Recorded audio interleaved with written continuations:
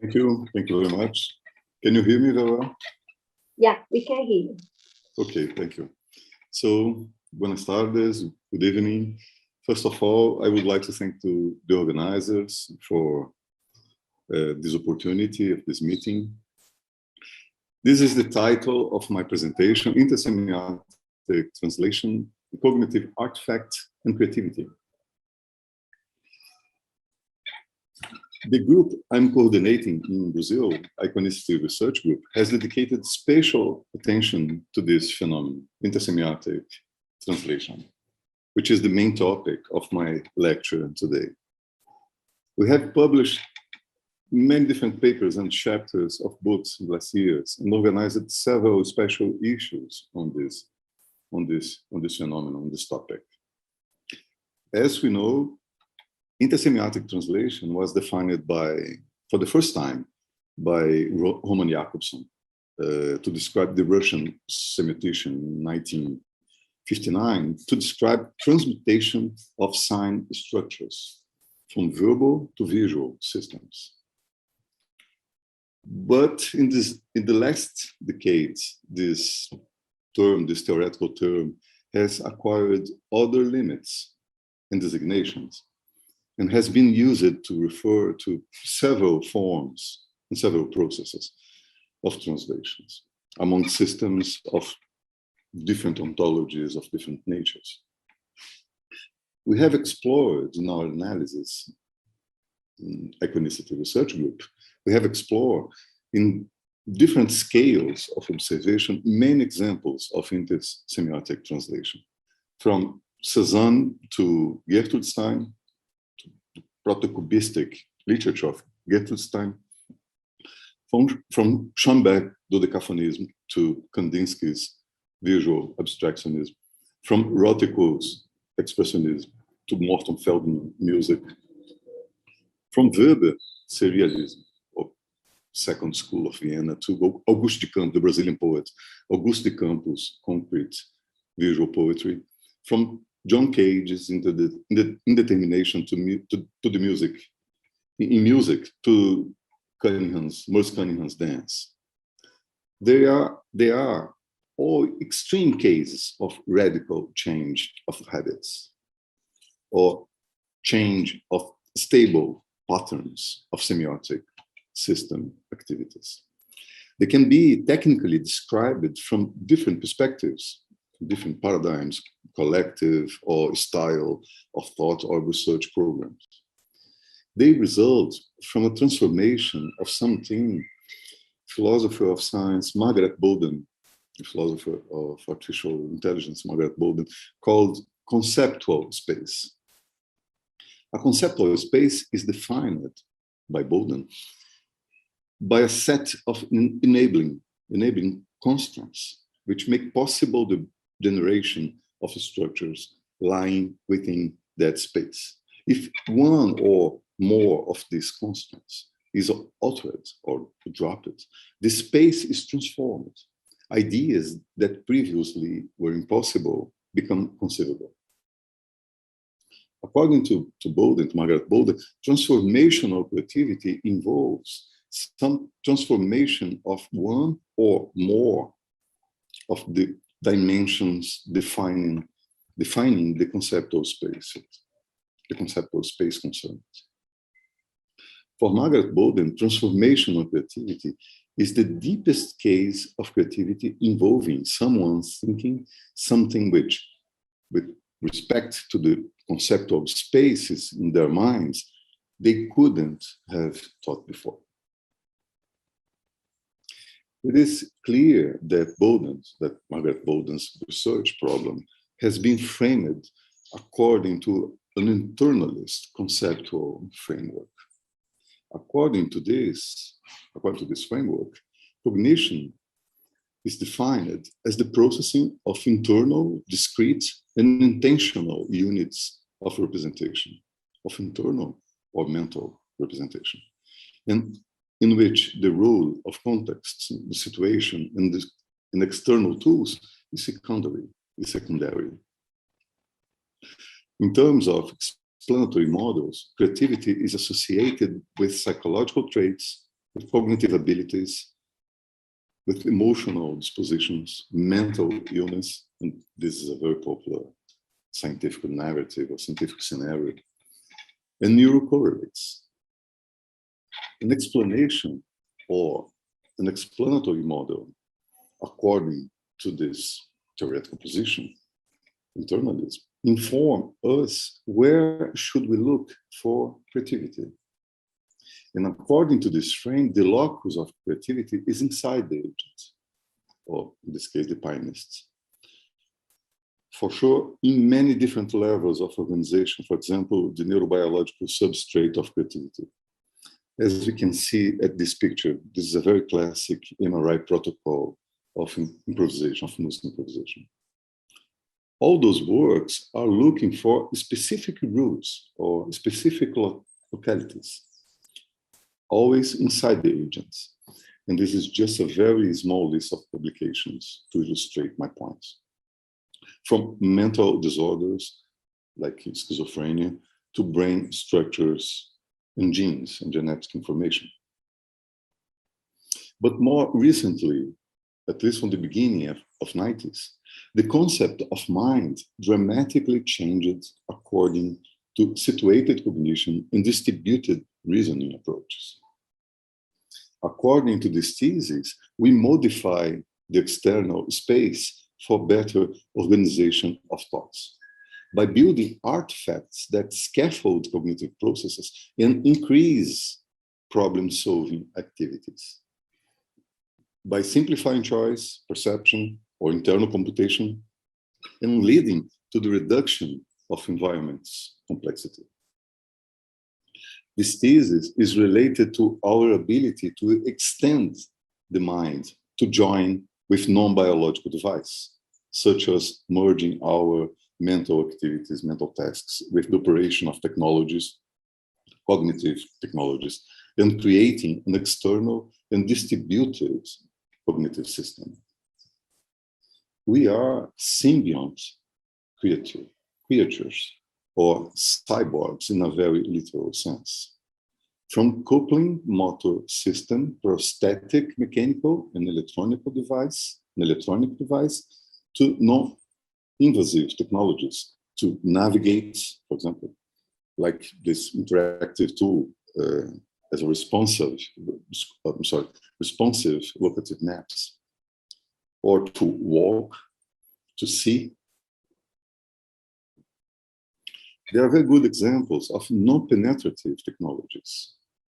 As David Chalmers suggests, perhaps the camera of my iPhone can serve as an extended perceptual mechanism. Chalmers is one of the main authors of extended mind hypothesis. As probably everybody here knows. Indeed, according to this approach, we are embedded in a huge variety of artifacts for several purposes. We use maps to navigate. We use notations to freeze the reasoning to visual perception and to control complex inferential processes. Writing language systems to extend our memories, which are a very new cultural prosthetic device in terms of human evolutionary history. Alphabets, numbers, graphs and diagrams to represent relations and to represent meta-relations. More trivially, we design checklists, tables, pharmacological drugs, synthetic or cultivated plants to change our conscious states and increase our attention or to relax. Even space we use to organize and categorize our thoughts and actions. We are cognitive niche builders, extending the mind into the space and time to think better. This is probably a new evolutionary trait, as Kim Starelny has stressed in many books and papers, an autapomorphy in terms of evolutionary biology, maybe a new criteria to define human uniqueness. in our version of this phenomenon, very inspired by Peirce's semiotic philosophy of sign, we are semiotic engineers who think better. Although other animals engage in each construction, it is only in the symbolic species or symbolically designed species that we see this cumulative, potent, self-fooling, self-organized process of semiotic and meta-semiotic engineering. This leads us directly to what seems to be the most crucial here, according to our approach. What we have defended in many papers and projects is the idea that intersemiotic translation is a cognitive artifact, a semiotic and a meta-semiotic engineering. This is the core of my point. It can be described as a cognitive pump, designed and used to distribute, to scaffold creativity in arts. Of course, we are very inspired by Daniel Dennett's ideas, among other authors, and his book about thinking tools, intuition pumps, and the general notion of mind as a set of tools. But our major influence has been early Peirce's semiotic and externalist theory of cognition, according to which mind is semiosis. Mind is semiosis in a dialogical, materially embodied form, and cognition is the development of available semiotic material, artifacts, tools, technologies, in which it is embodied. We should emphasize that the explanatory building block is not the sign, is not the notion of sign, or sign as something, an entity, a substance, or a structure, but the notion of semiosis, the action of sign, or the process of sign in action. As Max Fish highlighted, the fundamental conception of semiotic, of Peirce's pragmatic semiotic, is not that of sign, but that of semiosis. And semiotic should be defined in terms of semiosis rather than of sign. The idea that translation is semiosis is at the center, is the core of our distributed and externalist semiotic approach. We have explored many consequences of this idea to explain creativity in arts in several scales of observation, from trans-individual or interpersonal, historical, distributed in large periods of time, to individual translators. I'm going to give you two examples.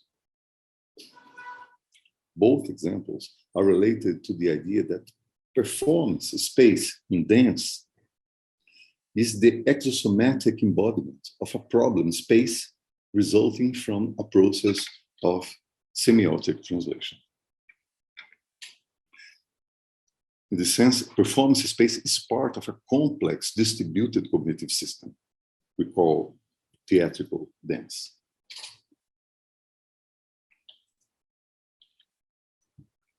Well, the first one. The first example is the translation of a well-structured problem space, the mathematics of one-point visual perspective to painting and architecture. This cognitive artifact, or this cognitive tool, or mind tool, invented or he discovered and refined in 15th century Italy, was applied to the design of scenic space. This mind tool was applied to the design of scenic space. For the first time in Teatro Olimpico Vicenza, designed by Andrea Palladio in the end of 16th century, radically transforming the relative position of the audience in the performance, leading to the creation of the fourth wall in theaters and provoking a cascade a complex cascade of events that creates a new distributed cognitive system. This new cognitive system then favors the emergence of new vocabularies, multiple vocabularies, of dense movements. As you see, a new vertical morphology of movements transforming the dancer in an ethereal figure, which in turn creates a demand for the introduction of new cognitive artifacts, of new cognitive tools and technologies to support these new vocabularies. This is typically a causal looping between an ecosystem of movements, of motor vocabularies, and several tools or artifacts. What we see here, of course, this is a very simple model of a complex phenomenon, can be described as a cascade of events where intersemiotic translation of a cognitive artifact, 1 point, visual perspectives in art, visual arts and in architecture, inaugurates a new set of problems, or a new problem space, and a new conceptual space, in theatrical dance, in terms of Margaret Boden's approach, a new conceptual space, or a new cognitive niche, the classical ballet. The second example, the next one, working in a very different scale of observation, is Morse Cunningham. Cunningham is one of the most important choreographers of 20th century. He produced historical innovations in syntax composition, motor vocabulary, relation with sound entities, and the performance space. I'm sorry. He used I Ching from Chinese Book of Changes and other mind tools, other technologies, as an artifact to introduce chance operation and random effects in dance composition as a methodology, an external methodology for the choreographic creation, as a proto-computing tool, and explore new syntactical problems in dance.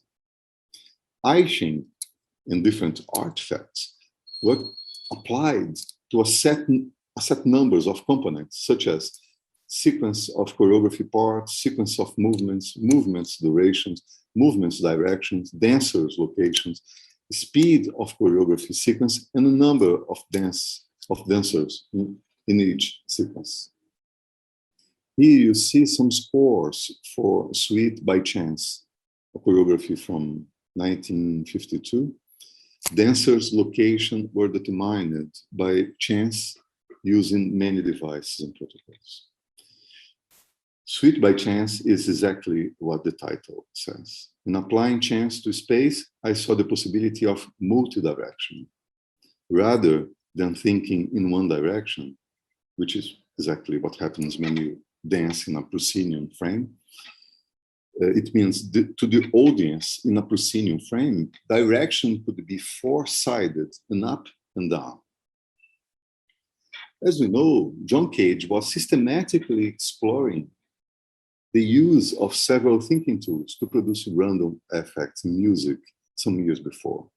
After almost 400 years of dance performance space, organization based on the embodiment of 1 point visual perspective, Cunningham created or developed a new cognitive niche based on the translation of Cage's chance protocols in music, distributing creativity and the authorship of the processes, as he said.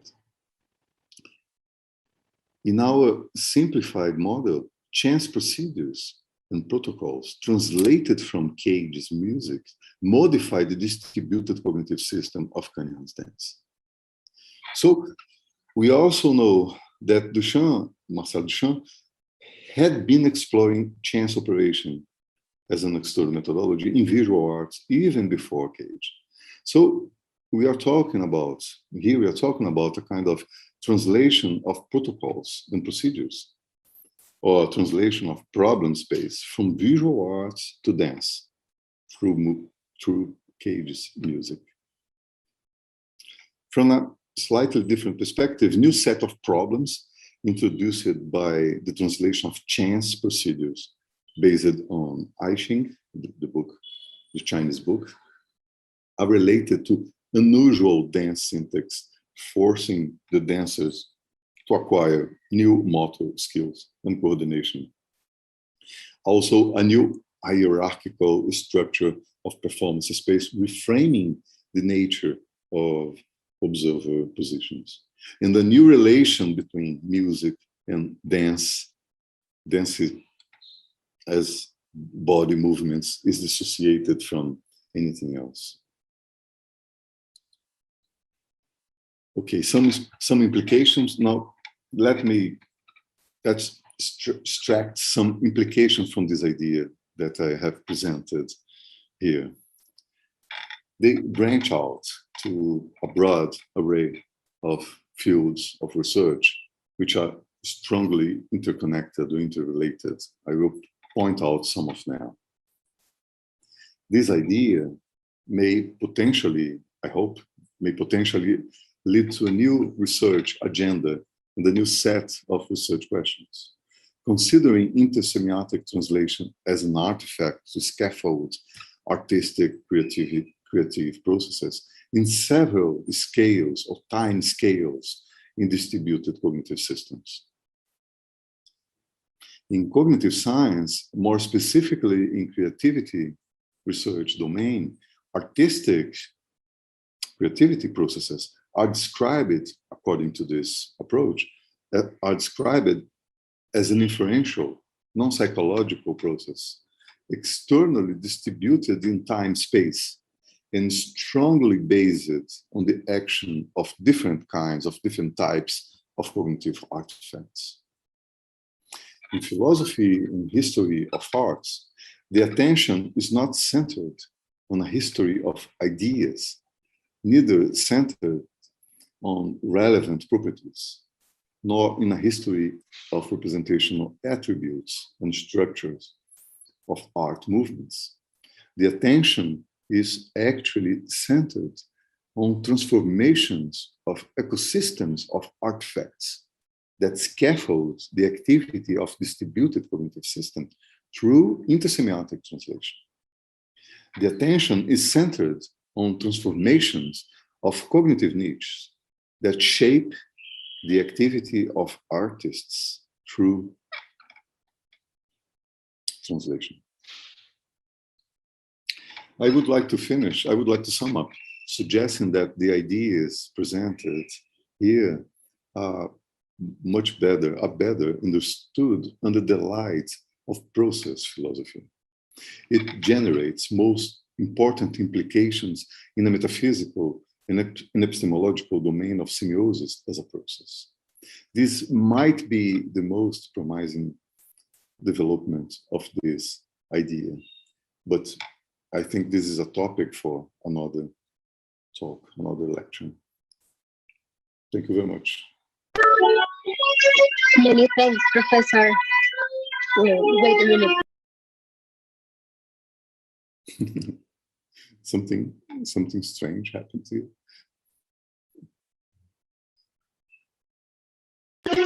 I have some issues in the volume. Yeah, no problem. Let me stop my presentation. I'm trying.